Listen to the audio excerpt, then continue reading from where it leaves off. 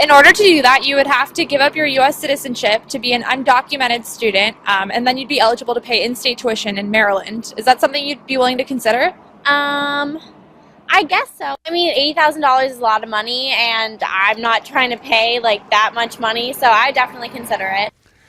A clip there from a video posted on campusreform.org showing students willing to give up their U.S. citizenship if it meant paying significantly less for college tuition.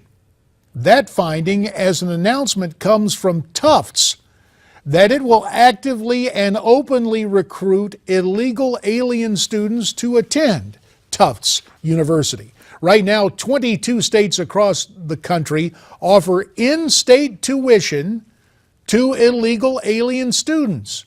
Of course, that leaves a whole lot of legal students and tax-paying residents to pay the price.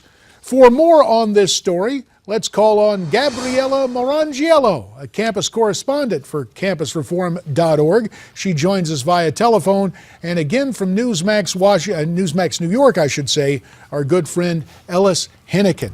So, Gabby, this announcement from Tufts that they want to privately fund illegals with full financial needs, what does that mean for the Tufts students who need financial aid but aren't illegal?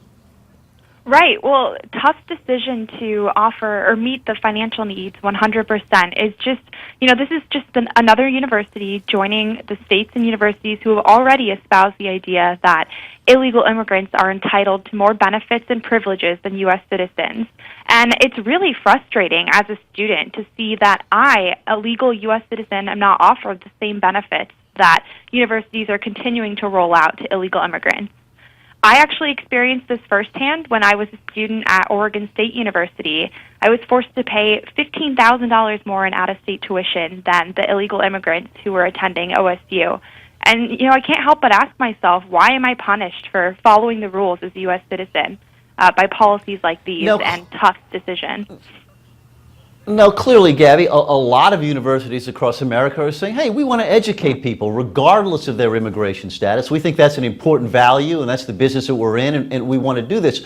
And Tufts, as you know, is a private university run by a board of trustees, supported by the students' tuition and by the donations of alumni and others. Do you question their right to extend the educational opportunities more broadly than they've been extended in the past? Don't they have a right to do this? They absolutely have a right to do that, but what's really striking about Tufts, the statement that the university released, is that by opening their admissions process and meeting the financial needs of illegal students, they believe that this will add diversity and value to their campus that other students can learn from.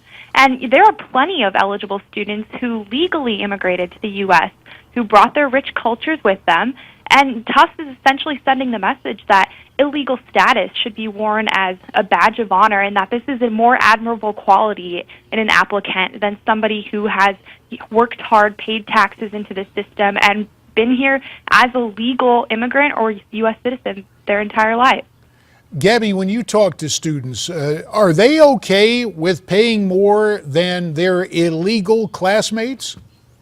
Well, they recognize how unfair these policies are as well. As you know, in the video that you played at the beginning of this segment, the Leadership Institute's campus reform went to the universities of Virginia and Maryland, where we asked students for their thoughts on these tuition equity policies and asked them if they'd be willing to give up their citizenship in order to take advantage of the benefits that are being offered to in-state tuition, or benefits that are being offered to illegal immigrants. And a number of these students, without hesitation, said yes, because they realize how many of these policies and benefits are there to solely benefit illegal immigrants, while U.S. citizens and legal immigrants are left on the back burner. And it's disappointing to see that there's nothing equitable about these policies, and it's a shame that my peers feel so disadvantaged that they're willing to give up something as sacrosanct as their U.S. citizenship in order to take advantage of these opportunities. Gabby, we have about 30 seconds left, but let me put the question to you like this.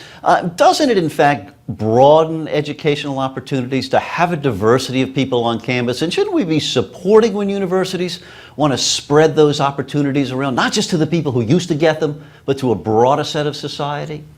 Well, as I mentioned before, Ellis, this is something that universities are certainly able and They have the right to do that. They have the right to allow illegal immigrants to attend their higher education institutions, but at the same time, to award benefits and special programs to illegal immigrants that are not simultaneously offered to legal immigrants and U.S. citizens, there is nothing equitable about that.